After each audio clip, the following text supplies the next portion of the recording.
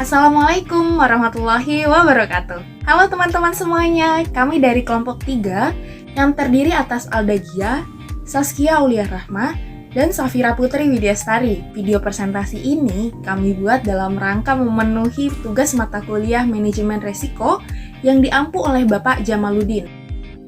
Pada kesempatan ini, kami akan memaparkan materi yang berjudul Mencermati Ruang Lingkup Resiko. Mohon disimak ya teman-teman. Manajemen resiko adalah suatu metode yang disusun secara logis dan sistematis dari suatu rangkaian kegiatan. Rangkaian kegiatan tersebut terdiri dari penetapan konteks, identifikasi, analisa, evaluasi, pengendalian, serta komunikasi resiko.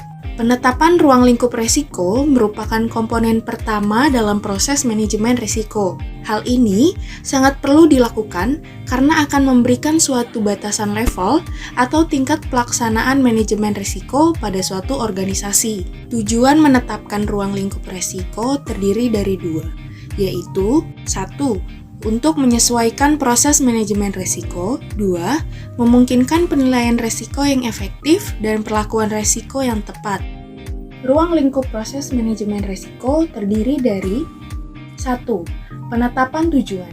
Dalam penetapan tujuan, organisasi menetapkan strategi, kebijakan, dan juga ruang lingkup manajemen risiko yang akan dilakukan.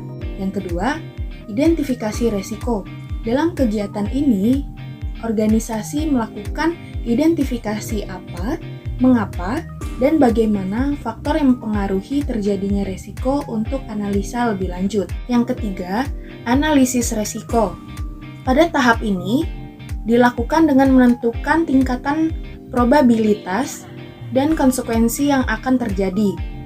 Kemudian, ditentukan tingkatan resiko yang ada dengan mengalihkan kedua variabel tersebut.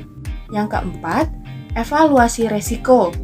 Pada tahap ini, kita membandingkan tingkat resiko yang ada dengan kriteria standar. Setelah itu, tingkatan resiko yang ada untuk beberapa hazard dibuat tingkatan prioritas manajemennya.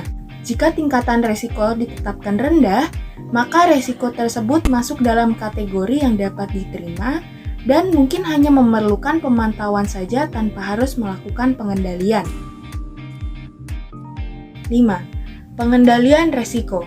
Pada proses kali ini dilakukan penurunan derajat probabilitas dan konsekuensi yang ada dengan menggunakan berbagai alternatif metode, seperti transfer risiko.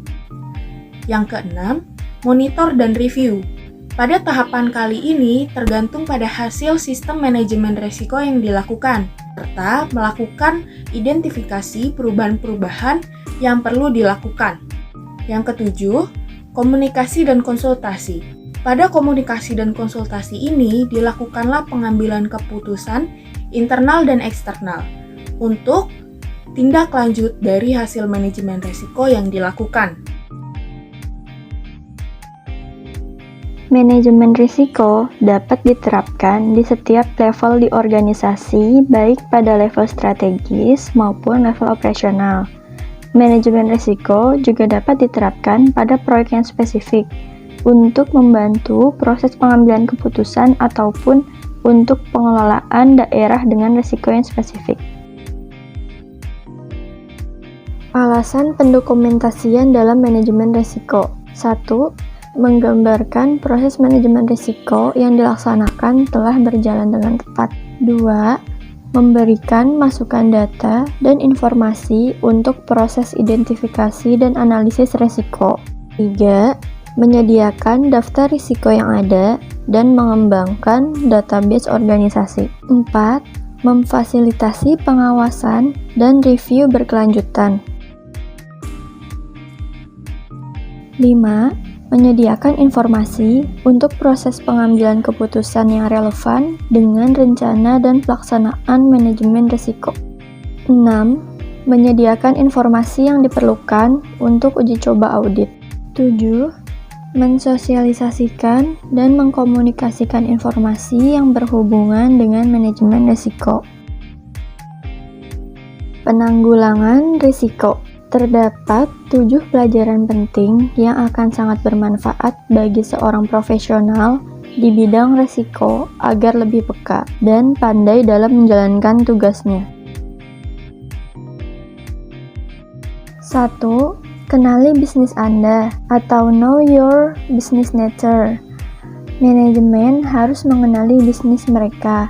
Kenali nature of your business, maka Anda akan menjadi orang sukses di bidang Anda. Hal ini harus dimiliki oleh setiap orang yang terlibat dalam suatu bisnis karena merupakan bagian integral dari manajemen risiko. Suatu esensi yang mendasar sekali bagi eksekutif untuk mengenali nature of the business sejak awal, sehingga sedari awal juga yang bersangkutan dapat mengidentifikasi risiko yang mungkin akan dihadapi dan mempersiapkan tindakan atau jalan keluar yang proporsional untuk menghadapi risiko yang ada.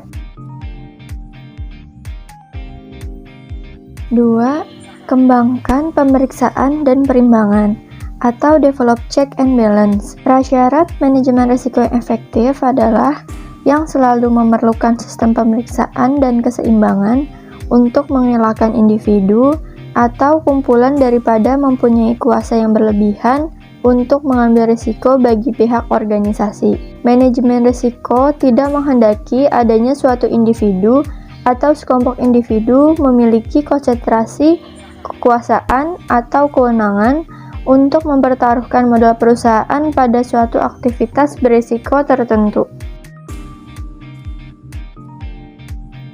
3. Tentukan limit dan ruang lingkup atau determine risk limits and risk boundaries. Limit risiko atau batasan suatu risiko adalah suatu batasan yang dapat diterima atau ditolerir oleh manajemen perusahaan. Dan batasan risiko ini telah diterima luas sebagai bagian integral dari program manajemen risiko yang sehat disesuaikan dengan batasan kemampuan, keterampilan, dan atau keuangan perusahaan. Contohnya seperti risiko pasar yang dimana batas-batas risiko ini mencakup antara lain batas limit transaksi, limit produk, dan jangka waktu.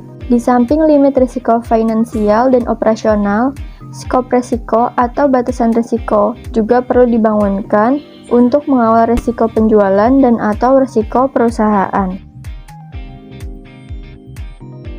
4. Fokus pada kas Anda. Focus to your cash. Penting untuk memastikan terdapat mekanisme yang mencukupi untuk mengelola posisi dan arus kas dalam perusahaan, termasuk mekanisme kontrol, otorisasi untuk pengajuan, persetujuan, dan pelaksanaan transfer. Proses ini bermaksud untuk mengukur, memantau, merekonsiliasi, dan mencatat atau mendokumentasikan transaksi kas dan posisi kas. Kas dalam perusahaan akan selalu menggiurkan dan selalu memiliki unsur risiko untuk disalahgunakan. Oleh karena itu, penting sekali bagi perusahaan untuk memberi perhatian terhadap arus kas dan memastikan bahwa manajemen risiko diterapkan dengan baik. Berikut adalah langkah-langkah praktis untuk mengelola arus kas, terutama untuk meningkatkan penjualan. 1. Mengumpulkan piutang. Anda dapat meminta nasabah untuk memberikan pracek terlebih dahulu, sehingga bank dapat menarik uang tunai dari rekening mereka pada interval yang telah ditentukan, atau dengan fitur invoice reminder dari beberapa software akuntansi, untuk mengingatkan nasabah tentang pelunasan debitur secara otomatis.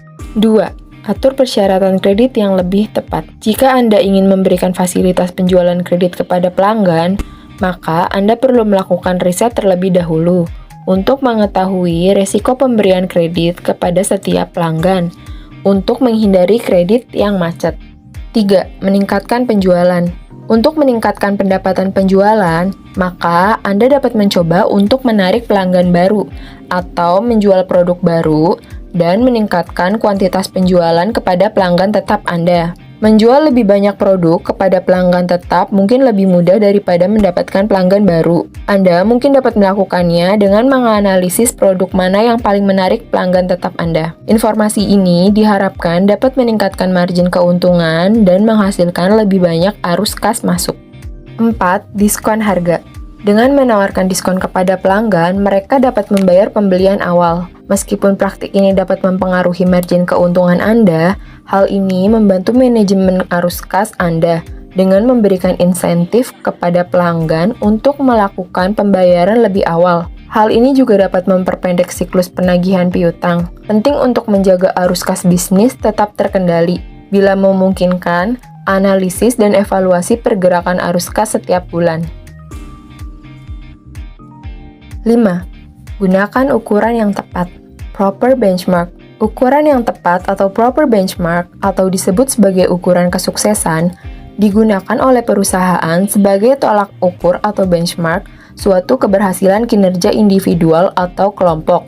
Dengan adanya ukuran yang tepat, perusahaan akan mengidentifikasi perspektif risiko atau hasil yang tepat, sehingga ukuran-ukuran risiko tidak terlalu tinggi ataupun tidak terlalu rendah, sehingga kegagalan sebagai akibat dari pengukuran risiko yang salah dapat dihindari.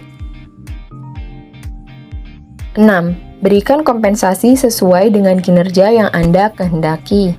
Good compensation package. Pemberian kompensasi yang baik akan mendukung tercapainya berbagai sasaran manajemen risiko atau sebaliknya. Maksudnya adalah bahwa dengan memberikan kombinasi pengukuran kinerja dan kompensasi insentif yang baik, mungkin merupakan salah satu pendorong paling ampuh untuk perubahan perilaku dan organisasi.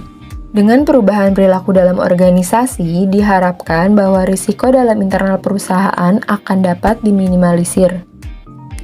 Dan selanjutnya akan menambah semangat untuk mengembangkan perusahaan dengan meminimalkan risiko yang dihadapi perusahaan terhadap pesaing. 7. Ciptakan keseimbangan yin dan yang. Keep balance between yin and yang. Sebagai manajer risiko yang profesional, seharusnya dapat menyeimbangkan antara sisi keras atau hard side atau yin manajemen risiko dengan sisi lunak atau soft side atau yang manajemen risiko. Yin manajemen risiko contohnya adalah penilaian risiko dan audit, kebijakan dan prosedur manajemen risiko, sistem dan model, pengukuran dan pelaporan, serta limit risiko. Sedangkan yang termasuk yang manajemen risiko adalah 1. Penetapan risiko yang akan memandu budaya dan nilai-nilai risiko perusahaan. 2. Penyediaan program pelatihan dan pengembangan. 3. Memfasilitasi komunikasi terbuka dalam membahas wacana seputar risiko, eskalasi eksposur, dan berbagai pengalaman serta praktik terbaik. Sekian video presentasi kali ini. Terima kasih untuk teman-teman yang sudah menyimak materinya. Kurang lebihnya mohon maaf. Wassalamualaikum warahmatullahi wabarakatuh.